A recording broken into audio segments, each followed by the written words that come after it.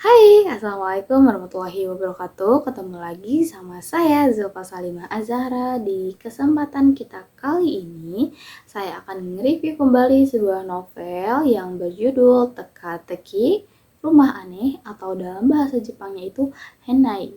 Adalah novel yang ditulis oleh youtuber populer dari Jepang yaitu namanya Uketsu.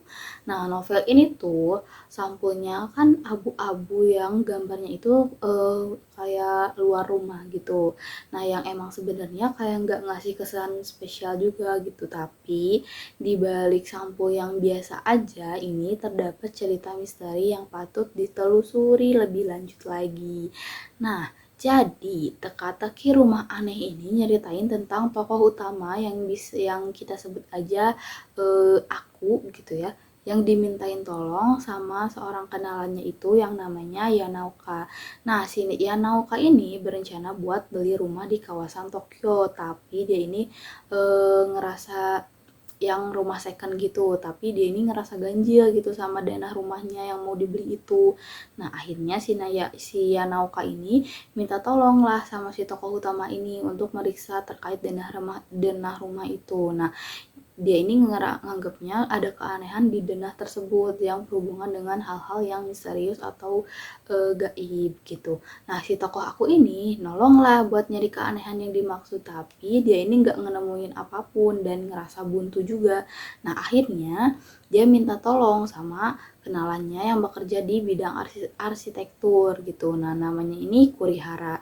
Nah, si tokoh aku dan Kurihara ini nebak-nebak nih dan menganalisis di balik denah tersebut yang ngebuat keduanya ini berimajinasi liar gitu sampai ngerujuk ke isu pembunuhan.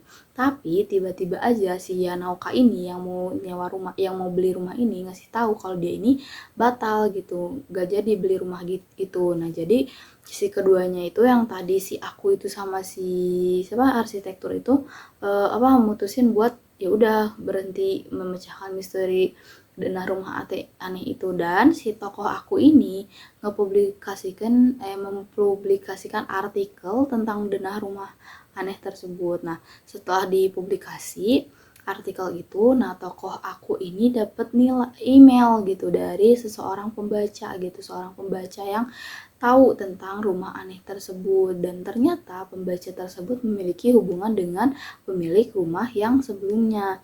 Nah, lewat informasi dari pembaca tersebut, kita ini bakalan diajak buat mengetahui misteri di balik denah rumah aneh dan sejarah kelam dari keluarga sang pemilik rumah gitu. Nah, novel Teka-teki Rumah ini alurnya itu cepat, jadi ngebuat kita ini sebagai pembaca terus pengen tahu gitu kejadian yang selanjutnya itu apa gitu. Nah, apalagi dalam bahasanya yang emang mudah dimengerti juga, terus terjemahannya juga enak dibaca, kalimat-kalimatnya juga yang dipakai itu simple, terus gak akan ngebuat kita itu kayak ngehabisin buku ini dalam waktu yang lama gitu, tapi masih dalam waktu singkat pun masih bisa diselesaikan gitu. Dan FYI formatnya pun unik gitu.